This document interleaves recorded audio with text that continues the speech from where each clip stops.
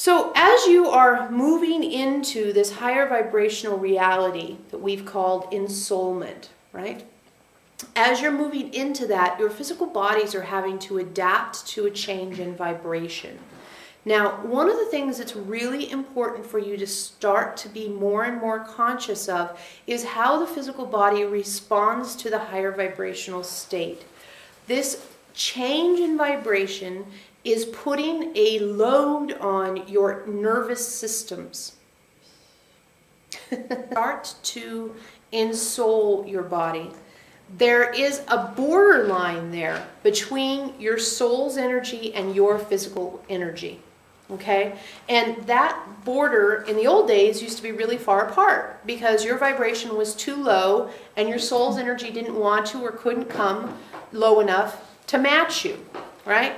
So as these things have been able to get closer and closer, and most of the progress, of course, has been on your end, raising your vibration, your soul sees how close you are and it starts to extend down in its vibrational level to reach you. There is what you might call energetic effort being expended at this time to match energy with your soul in order to have these next levels of ascension start occurring. As you do this, you are picking up on soul energy that is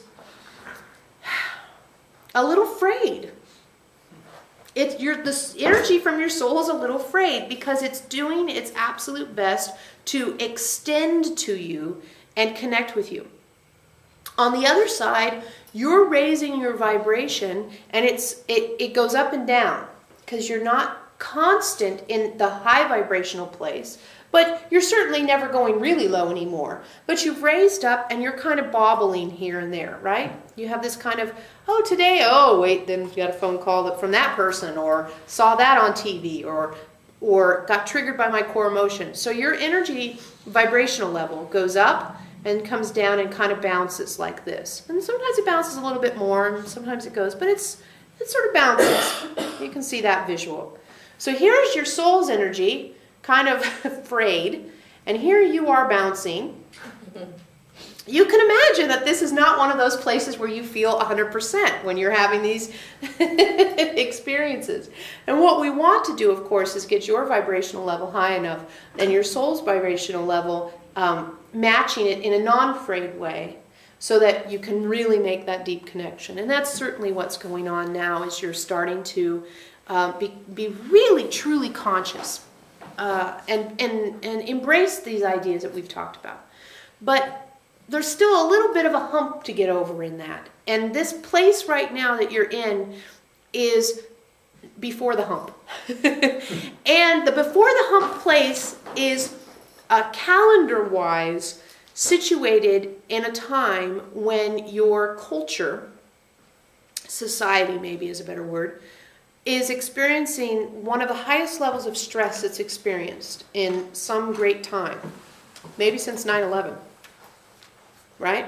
Between your economy and the political, the election for the president that's coming up in a very short period of time, your whole society is in a pressure powder keg. We don't know what that is. It's, right? So you're doing this, and your soul's doing this, and your society's going, eee. So we're not surprised to hear you're going, can I stay home for a month, please? So we'd like to help you with this, okay? Pardon us.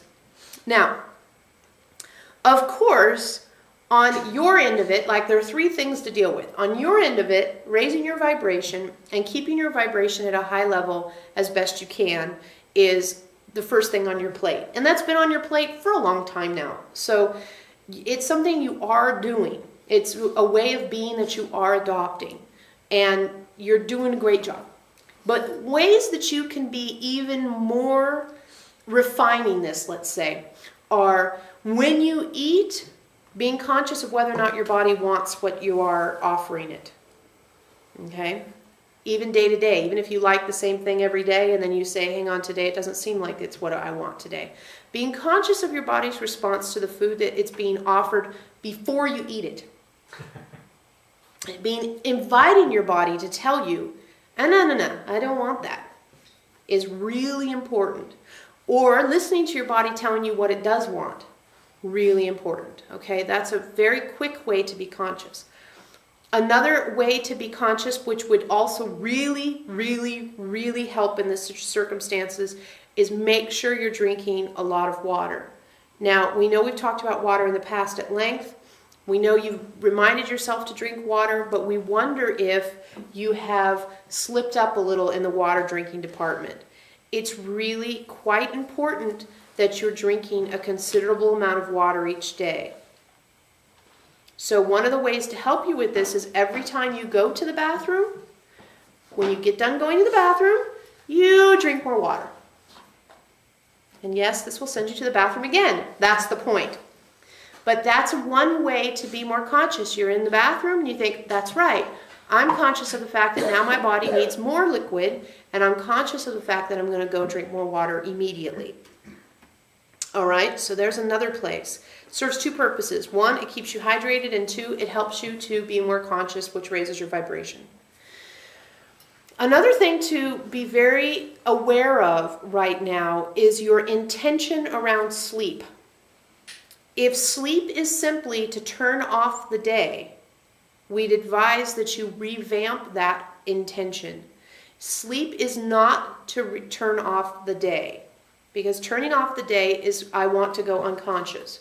Sleep is an honoring of your body's rhythms, an honoring of your body's need for something, a different state of being, which you can be just as conscious in your sleep state as you are intending to be in your waking space. So as you're going to bed, okay, I intend to be conscious in my sleeping desires and in my sleeping experience. So setting that intention that the path of consciousness doesn't end just because the sleep state takes over. And I don't go to sleep just to shut up the world. I go to sleep to honor my body's rhythms. Really, really important at this time.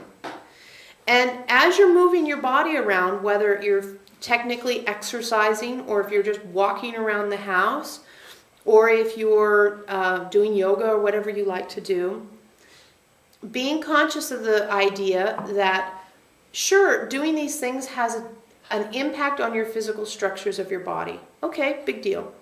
Everything else does too, but here you go. You can eat 10 donuts, that has an impact. You can do yoga, that has an impact. It's just you tend to prefer the look that the yoga gives over the look that the donuts give. So it's not about, I want to change the shape of my body. That's a byproduct. It's, I want to understand how my body moves. I want to understand how to interact with my body, and I want to experience conscious movement, conscious progression of the muscles using themselves.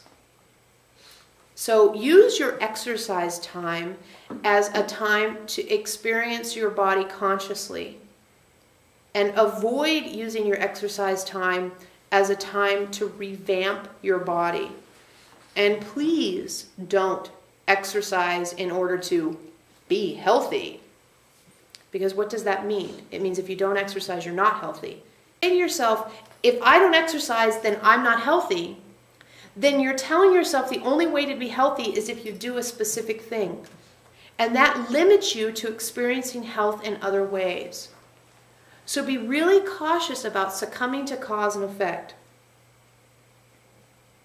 Cause and effect shows up in your world, but it's an old vibrational pattern. You do not have to be aligned with cause and effect. Where is instantaneous manifestation in cause and effect? So be really, really careful about the places in your life that you're going unconscious by believing in cause and effect. And allow yourself to bring consciousness into those spaces as well.